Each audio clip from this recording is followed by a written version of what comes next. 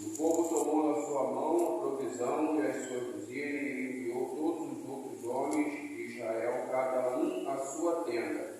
Porém, os 300 homens reteve, e estava o arraial de Medianita abaixo no vale. Verso 6.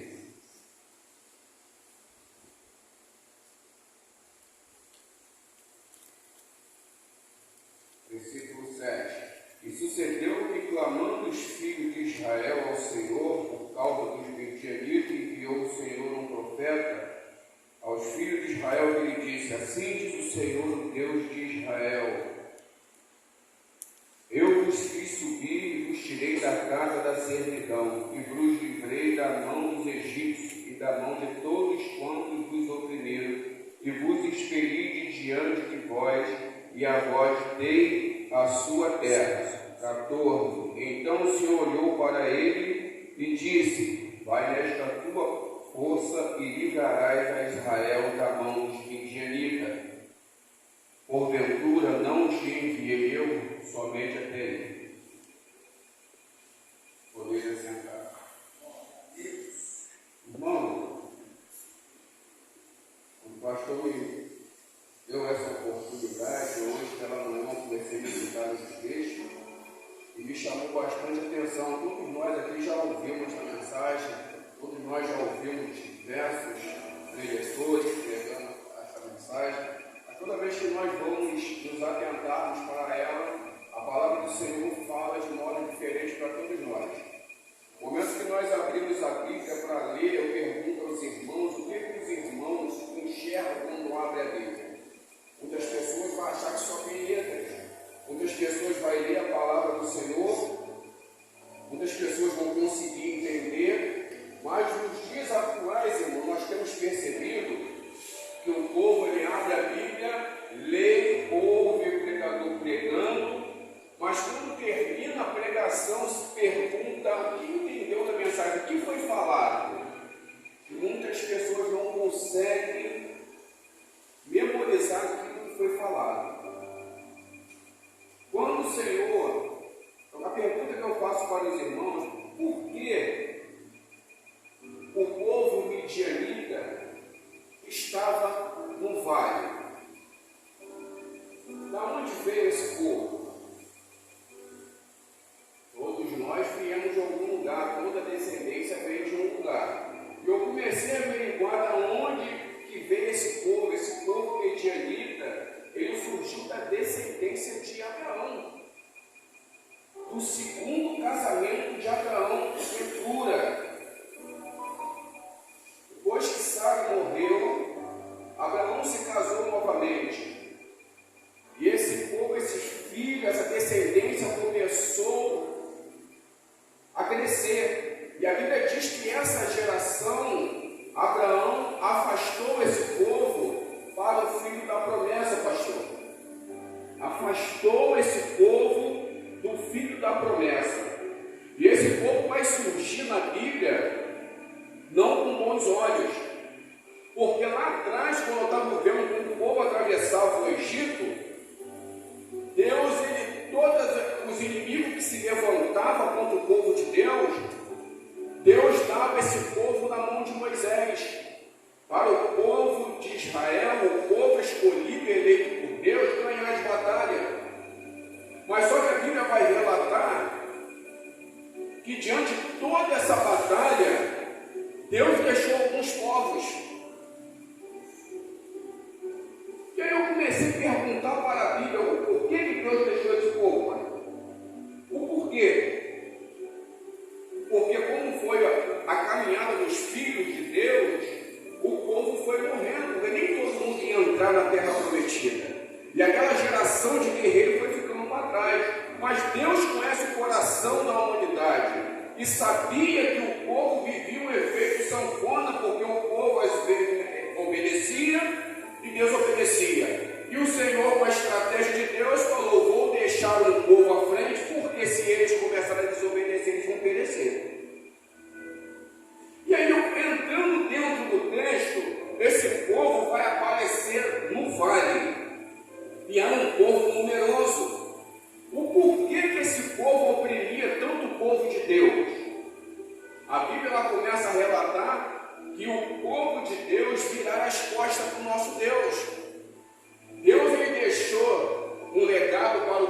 que era para eles conviver no meio de pessoas estranhas, mas não se misturar.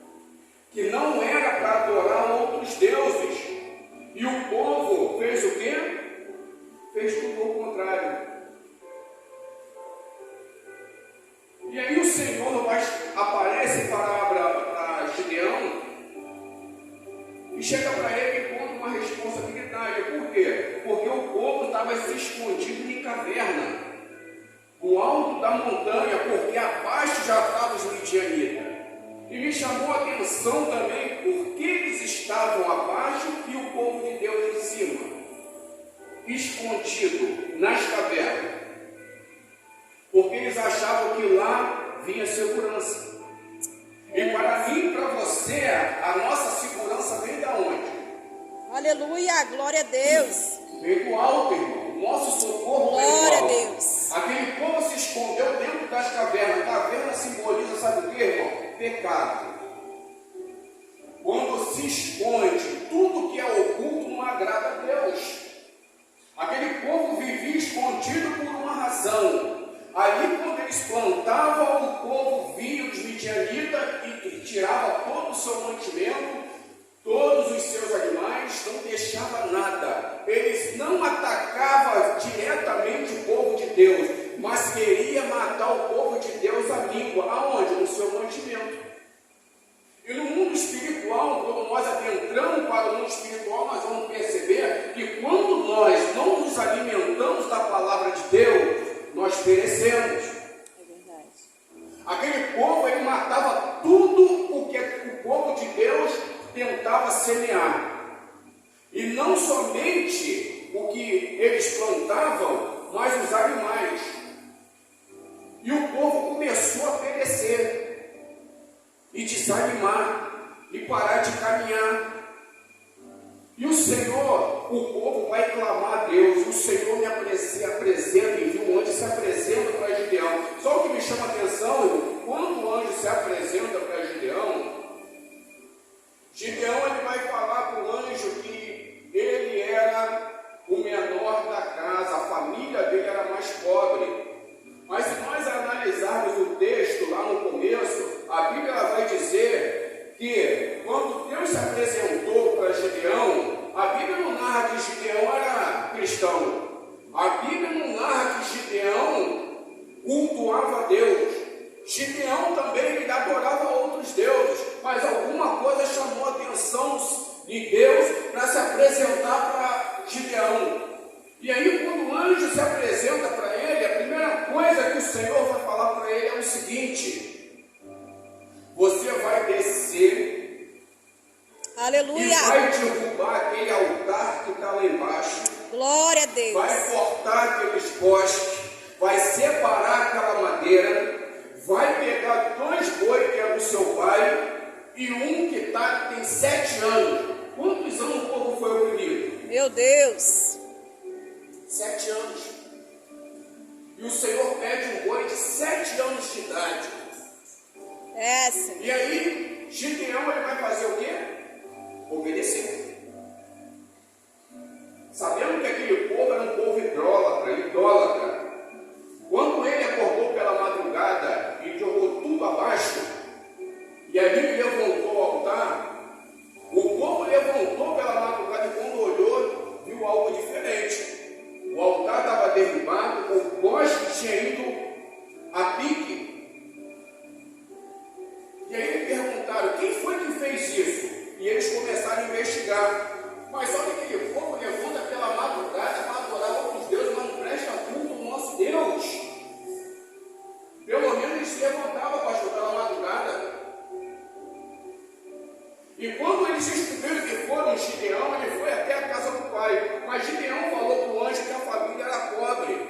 Mas pelo que a Bíblia nos diz, o pai dele era responsável pelaquela situação ali, pelo altar. Ele era um líder. Mas como que um líder é pobre? Se nós não adorarmos o nosso Deus e não se apresentarmos, nós somos pobres de espírito. Porque nós só podemos ser ricos e obter algo de riqueza da parte de Deus se nós tivermos um compromisso com Ele. Aleluia, glória a O Deus. que tem a ver isso com Gideão de derrubar o altar de outros deuses? Porque Deus ele vai se apresentar para mim e para você, eu não posso estar de qualquer maneira.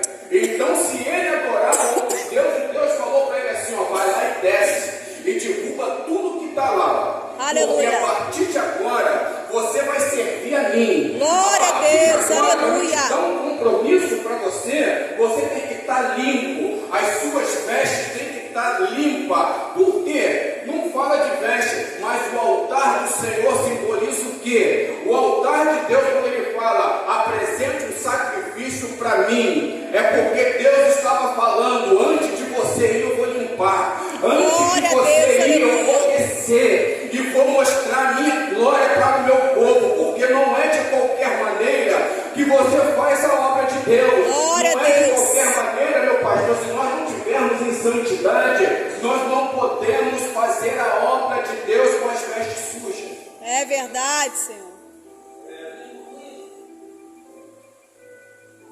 Glória a Deus. E quando o povo vai até o pai dele e fala, vamos matá-lo, porque ele derrubou o altar de Baal. O pai olhou e falou assim: aquele que tocar no meu filho, este morrerá. Deixe Baal guerrear as guerras dele. Porque se ele fosse um Deus, ele se posicionaria e não deixaria meu filho fazer o que fez. Meu Deus. O nosso testemunho, irmão, muitas das vezes a gente não precisa abrir a boca para falar uma palavra. Mas a atitude, quando nós nos posicionamos a fazer, tem pessoas ao nosso lado olhando. Muitas das vezes ele quer ver um posicionamento. Olha o que o presbítero Wallace falou. Foi colocado uma pessoa totalmente oposta à crença dele. Para quê? Para trabalhar. Já pensou se ele começa a julgar? Você já pensou se ele começa a dar mau testemunho? Porque antes mesmo de ir trabalhar com ele, eu tenho certeza que alguém já falou por ele, aquele ali é o nome de Deus. Às vezes nós pensamos que nós não estamos sendo observados, mas tem pessoas a longa distância nos olhando, porque primeiro quem olha para mim e para você é Deus, e depois são os homens, são mulheres, e através do meu e seu testemunho é que Deus nos dará a vitória, irmão. Aleluia, glória a Deus. Gideão ali começa ali a obedecer e fazer aquilo que o Senhor pediu, ordenou para ele fazer. Eu vou chegar dentro da mensagem, irmão. E aí,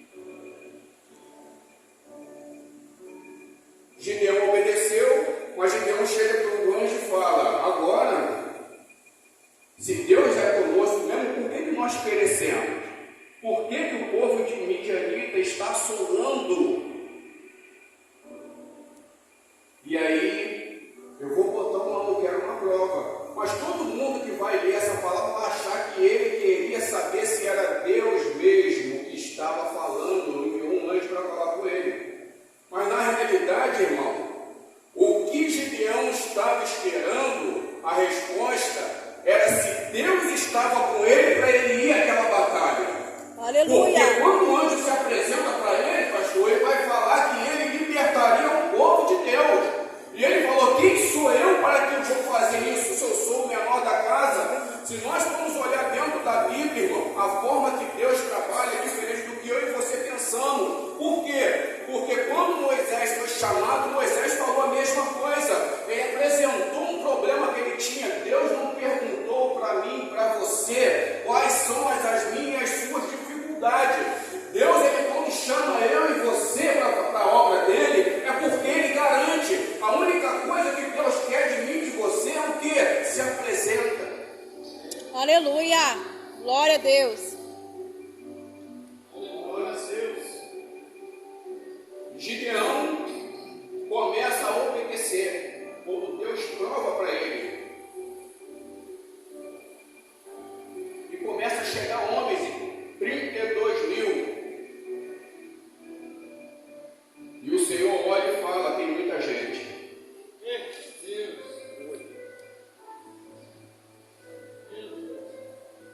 22 foi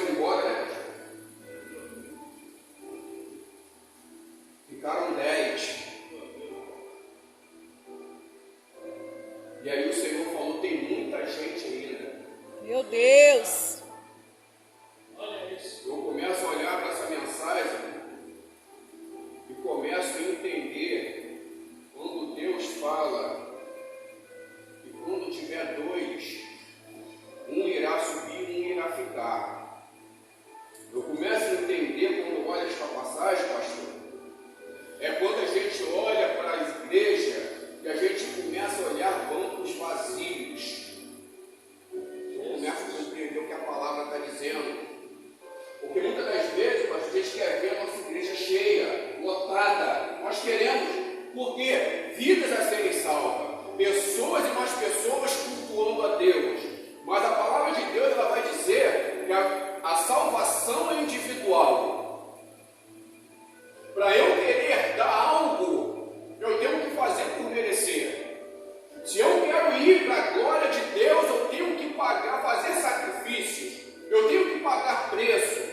Deus deixou regras para que nós pudéssemos obedecer, para a gente conseguir atingir o alvo. É cansativo? É. Mas a Bíblia ela vai ensinar. O Senhor Jesus ele deixa o recado e fala que nós passaríamos por aflição, que não seria fácil. Gideão ele encontra o empecilho. Por quê? Porque que Deus se apresentou para Gideão enquanto o povo estava todo acuado. Aquele homem pensou no modo de uma sobrevivência. Ele falou, se eu ficar parado eu morrerei, eu tenho que fazer alguma coisa. E aí ele fez o quê? Caçou um lugar que não era propício para o trabalho que ele estava exercendo e começou a trabalhar em meio de um monte de pessoas que estavam escondidas. Pessoas que não queriam, estavam com medo, não queriam fazer a obra e se entregou para as dificuldades. Aquele homem começou a fazer o oposto do que os outros estavam fazendo. E aí eu aprendo que muitas das vezes a gente vai fazer a obra do Senhor e pessoas vão retardar o que nós queremos fazer. Porque muitas das vezes nem todo mundo que anda conosco quer ver o nosso crescimento. Por isso que o Senhor especifica a passagem do joio e do trigo. Nós temos que nos atentarmos, irmão. Porque os dias estão se findando. Não sabemos o dia nem a hora que o Senhor irá voltar. Nós temos visto muitas pessoas brincando de ser crente. Eu vou quando eu quero a igreja. Eu vou me apresentar quando eu tenho que me apresentar. Eu não vou fazer por causa disso, por causa daquilo. Olhando para os lados e esquecendo algo que nós temos que seguir, irmão. A Bíblia é bem clara que nós devemos olhar só para uma pessoa. Cristo, quando ele pagou o preço, ele não olhou para os lados, ele não olhou para a dificuldade, ele olhava para as pessoas, ele sabia porque ele conhece o nosso coração. Aleluia. Muitas pessoas, tinha ladrão, tinha bandido, tinha pessoas ali que estavam ali tentando falar uma palavra agradável, mas ele conhece o coração de pessoas que sabia que ia levar ele para a cruz. Em nenhum momento ele olhou para o lado e falou assim, eu não vou fazer, pai, porque tem pessoas ali que não merecem ser salvas. É verdade. Só que ao contrário, nós estamos aqui porque o foco meu, eu creio que o seu, é subir para a glória de Deus. Aleluia. Se nós não nos posicionarmos diante de Deus, nós iremos ficar na terra. Meu Deus. Para grande tribulação, para sofrimento. O Espírito Santo ele está no nosso meio. Para quê? Para nos conduzir a uma vida santa, para conduzir dentro da palavra, para nós ali servirmos a Deus da maneira correta que Deus quer. Glória a Mas Deus. se nós não nos atentarmos para a palavra de Deus e não nos atentarmos para o nosso comportamento, nós não iremos herdar o reino de Deus. Gideão aqui, quando ele entende o processo, a primeira vez ele vai recuar, mas Senhor, por que vai tirar o povo? O povo é muito grande, o Senhor tem muito. Aleluia. Deus trabalha não é com quantidade, pastor.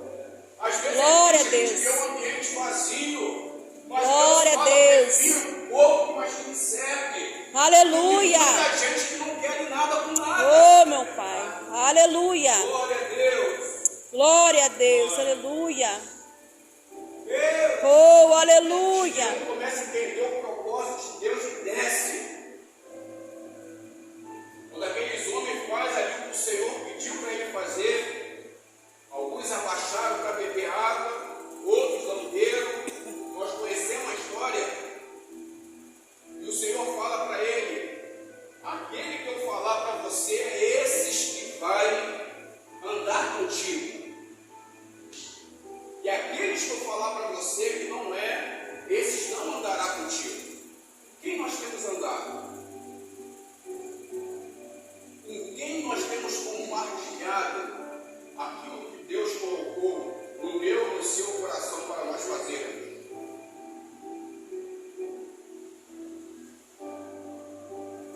É Deus. Nós andamos por um lado e por outro, trabalho, lugares diferentes. Sempre tem pessoas ou evangélicas ou não evangélicas. Que vai caber a mim e a você andar com aquela companhia e absorver o que ela tem, ou não absorver, vai aparentemente você.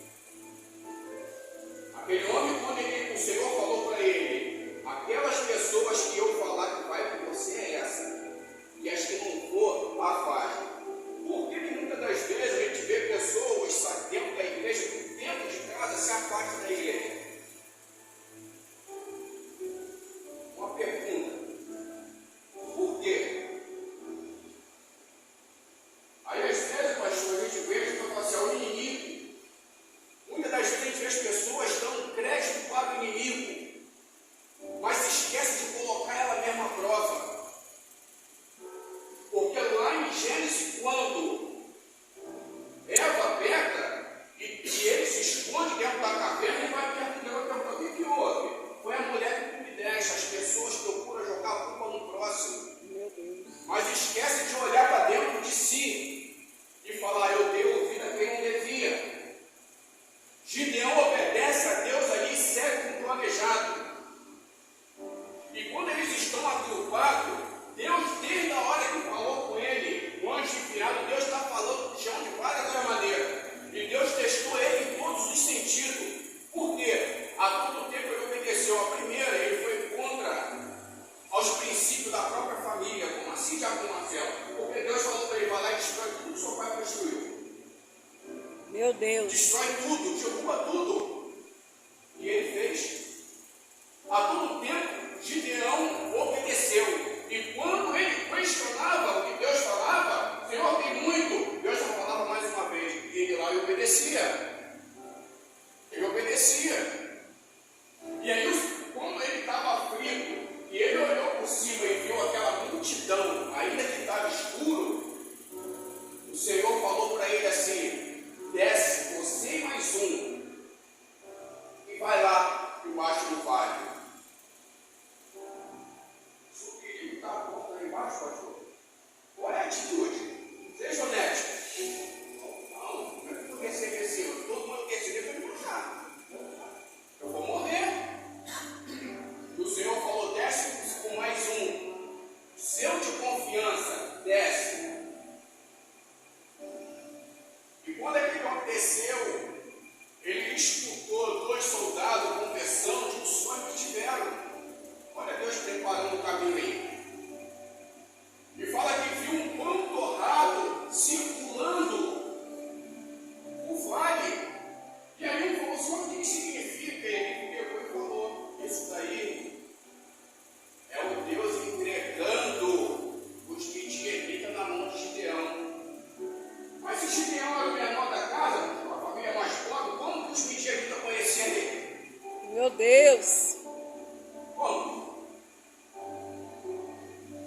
É verdade, Jesus. Quando Deus faz uma obra, ele faz por completo. Glória a Ele Deus. faz por completo. Ainda que as circunstâncias sejam adversas, nós temos que confiar no nosso Deus. Nós entramos dentro de uma campanha, como o presbítero Aldo falou, uma campanha que surgiu, saiu do coração de Deus. Se nós entrarmos por aquela porta ali, uma simples campanha, nós não iremos receber. Por quê? Porque Deus mostrou para Gideão que ele é Deus e ele não é brincadeira. Um povo nunca lutar com 300 homens. Perceba que os homens que estavam com ele, em momento nenhum, questionou o que Gideão estava fazendo. Por quê? Quando o Senhor falava com ele, falava só com ele. E aí ele transmitia aquela autoridade para o povo. O povo estava com medo e apreensivo. Deus, ele conhece o nosso coração. Ele falou assim: vai lá e desce. Porque é lá descendo que Deus fala comigo com você. Deus não vai falar muito com você lá no topo, irmão. Não vai falar. Quando aqueles homens ali falaram, Gideão falou assim: agora sim, agora eu já tenho a certeza e a convicção que Deus está conosco. E aí ele foi e se apresentou para o soldado, para os guerreiros. E quando ele veio com a buzina, o cântaro, eu comecei a estudar um pouquinho mais sobre cântaro. Simboliza vaso, mas vaso vazio. Vasos vazios.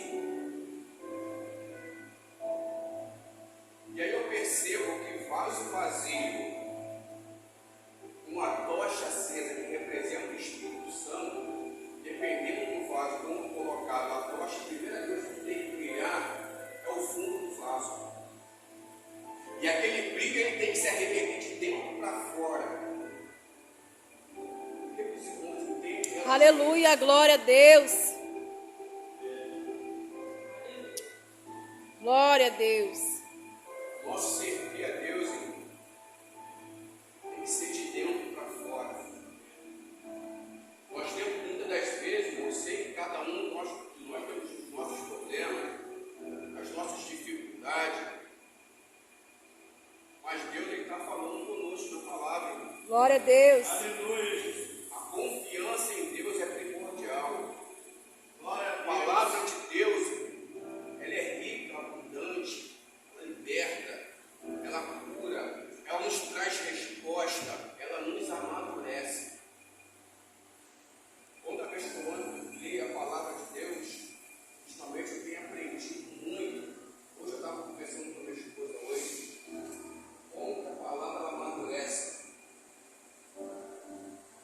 Quando a gente passa a estudar mais a palavra, a gente passa a se preocupar menos, de olhar menos para os lados, de enxergar sempre problemas, as pessoas que não têm, ou às vezes até mesmo que têm, mas a palavra ela nos ensina como lidar com os problemas adversos. A palavra ela nos ensina como não confrontar com o próximo. A palavra de Deus, irmão, ela é tão poderosa,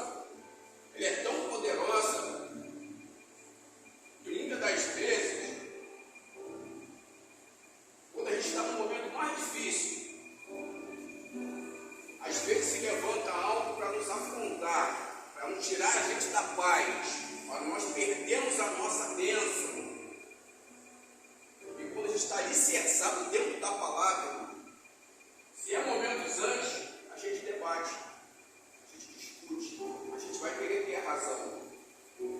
Mas quando a gente está alicerçado, a gente olha assim,